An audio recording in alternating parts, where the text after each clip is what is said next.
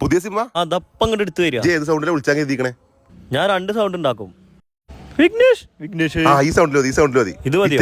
വിളിച്ചോ. ഹലോ വിഘ്നേഷ് അല്ലേ? വിഘ്നേഷാണ്. ഞാൻ സ്മിതയുടെ അച്ഛനാണ്. പറച്ചാ.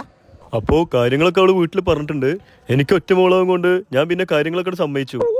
അപ്പൊ ഈ എന്താണെന്ന് വിചാരിച്ചു കഴിഞ്ഞാല് എന്റെ ഒരു 7 ദിവസം പോലെ എന്റെ അച്ഛനെയും അമ്മേനെയും കൂട്ടിയിട്ട് വായോ, നമുക്ക് ഇവിടെ ഇരുന്ന് സംസാരിക്കാം. പിന്നെ എനിക്കുള്ളത് ആകപ്പാടൊരു തെങ്ങുംതോപ്പാണ്, 1 ഏക്കർ. അത് അടക്കാട് തരും. അതിന്റെ ആവശ്യമൊന്നും ഉണ്ടായിരുന്നില്ല അച്ഛാ. അതിന്റെ മോളെ കല്യാണം കഴിക്കാൻ പോണ ആൾക്ക് ഞാൻ കൊടുക്കാന്ന് വിചാരിച്ചതാണ്. അപ്പൊ ഒറ്റ മോളായ കൊണ്ടേ എന്തായാലും എന്റെ വീട്ടുകാരെ കൂട്ടിയിട്ട് വായോ, നമുക്ക് അവിടെ നടത്താം. സ്മിതയുടെ അച്ഛൻ വിളിച്ചിട്ടുണ്ടായിരുന്നു, വീട്ടിലൊക്കെ കേട്ടോ. What A surprise! ഇത്ര പെട്ടെന്നോ? ഈ ഇളനീർ ബിസിനസ് ഒക്കെ ഇപ്പൊ എങ്ങനെ? ഇളനീർ ബിസിനസ്സോ? അല്ലെങ്കിൽ വേണ്ട, ഞാൻ പിന്നെ പറയാം. അതെന്താണെങ്കിലും ഞാൻ കാണാണ്ടാവില്ല. ജോലി ടീം മാസം 1 ലക്ഷം റുപ്യാണ് ഞാൻ എണ്ണി വാങ്ങാൻ പോണത്.